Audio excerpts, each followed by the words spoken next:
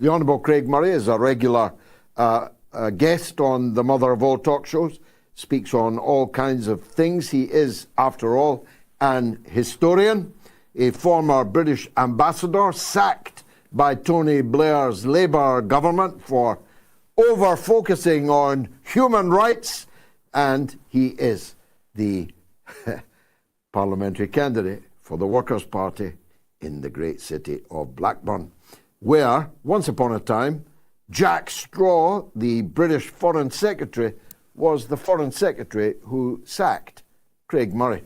He comes up on the show now. Craig, let's talk about Rafah first of all.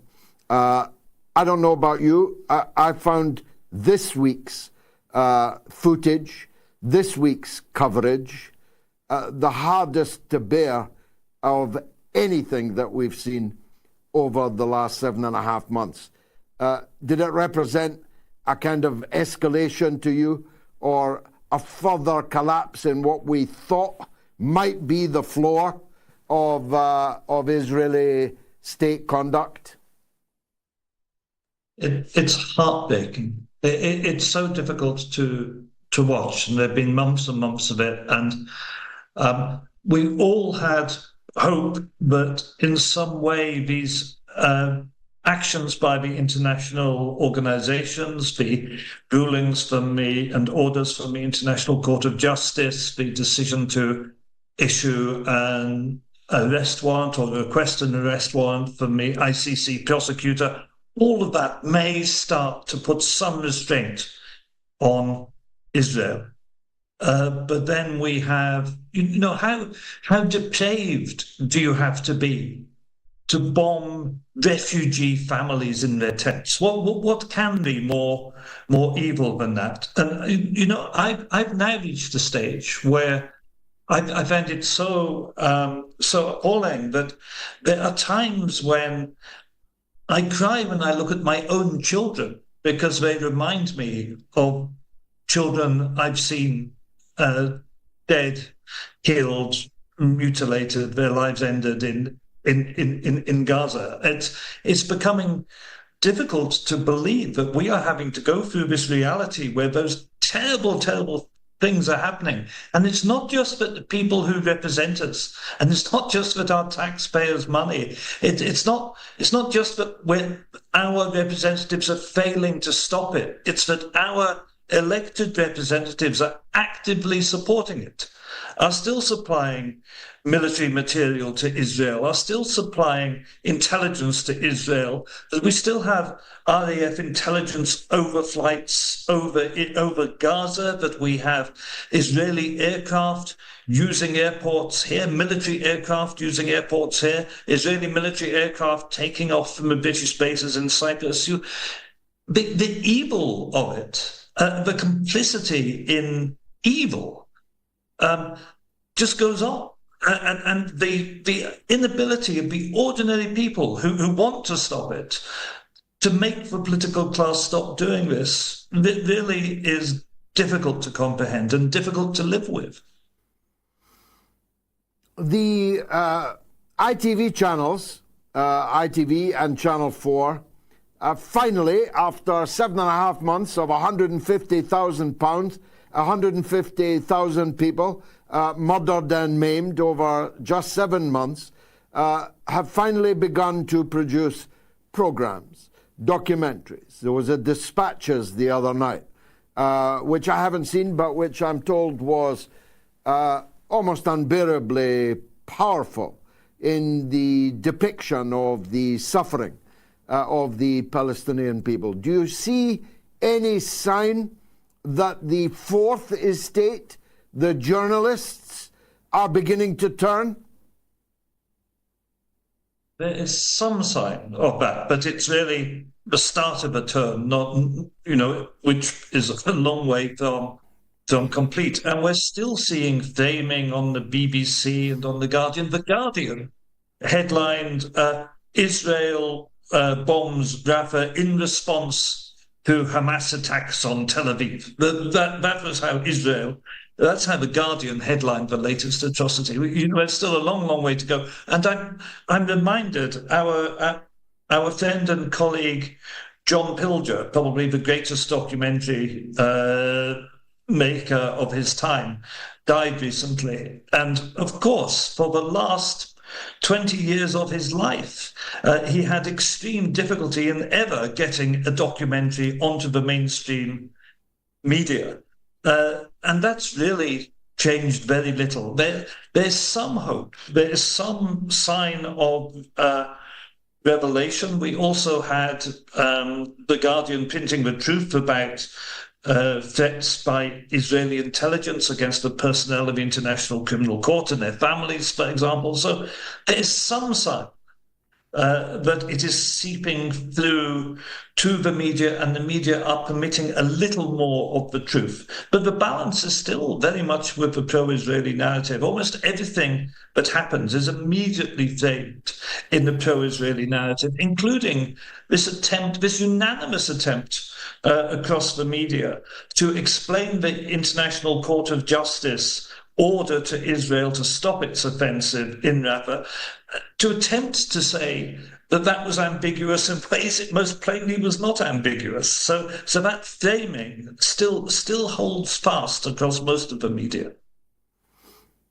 Well, I was going to ask you about the prosecutor. The former Mossad head is identified widely now across Western media as having made blatant threats to the security of the chief prosecutor and her family, for that matter.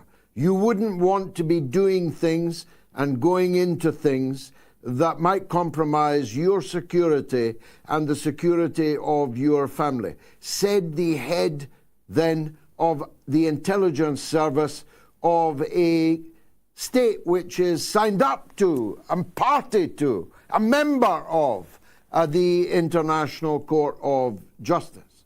Yet I have not heard, perhaps you have with your great, vast diplomatic knowledge and background, I haven't heard a single government raise concern about what are mafia-style threats to prosecutors of the world's highest courts.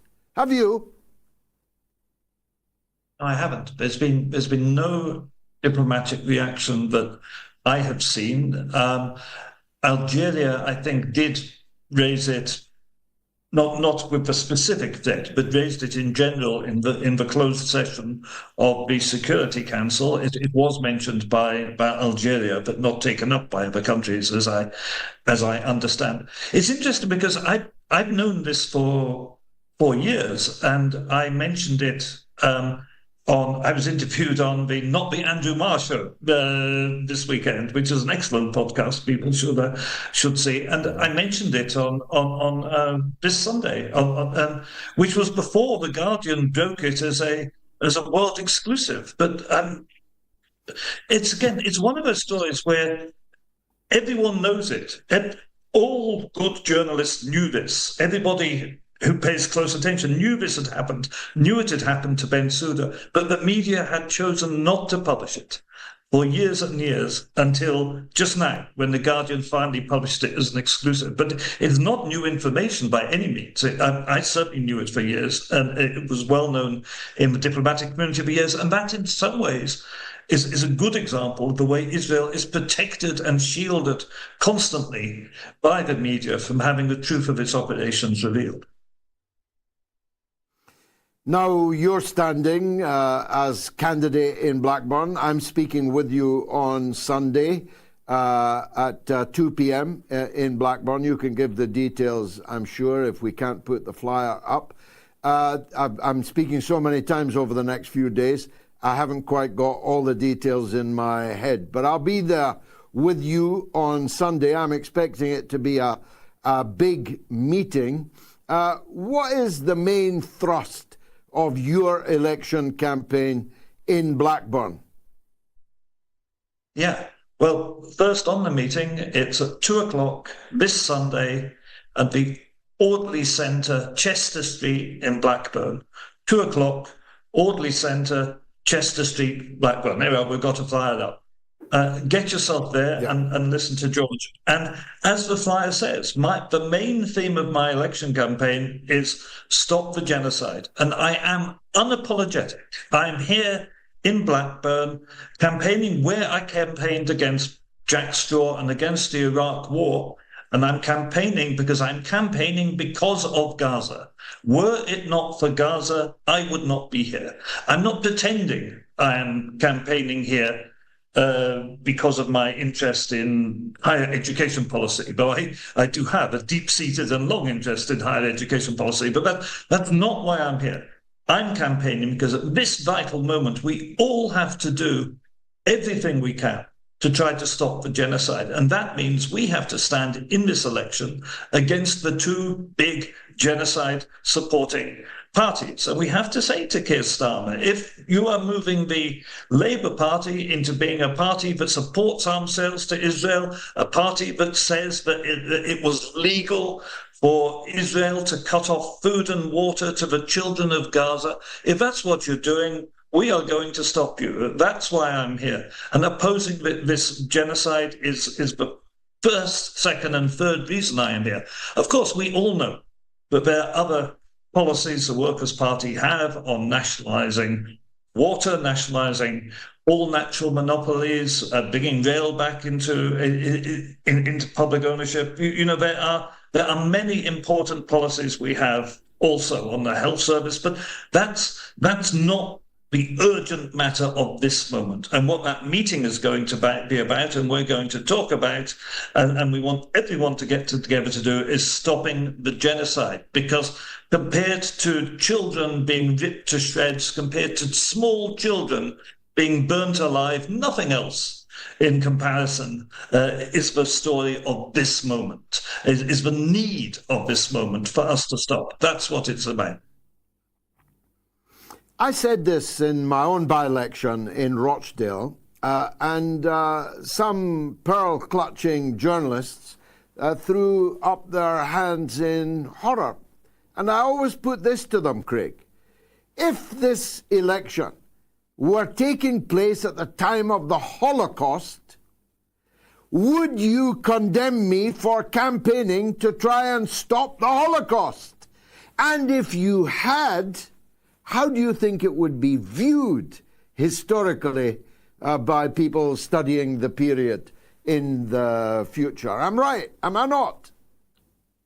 That's an extremely good way of putting it. That's a very, very good way of putting it. And the truth of the matter is, we know, it is a fact, that between the Tories and Labour, whoever gets elected makes no difference whatsoever to economic policy. It makes virtually no difference. We have an out-and-out Thatcherite Labour Party with Rachel Reeves doing a Thatcherite launch of their economic policy. These journalists think we should all be discussing the cigarette paper difference between Labour and the Tory on domestic issues, which actually is going to make no difference to anyone whatsoever. You're going to get a Tory government, whether you get Labour or whether you get Tory. The only way to make a difference is to look at radical alternatives and to discuss the things that really matter in this world today. And a party which doesn't care about children being burnt to death in Rafah, is that party really going to care about the education of your child as a poor person in Britain? That's a question you have to ask. Wonderful. Craig Murray, Honourable Craig Murray. See you on Sunday at 2 p.m. at the Audley Centre in Blackburn. Look forward to it. Thanks very much for joining us on the mother of all talk shows.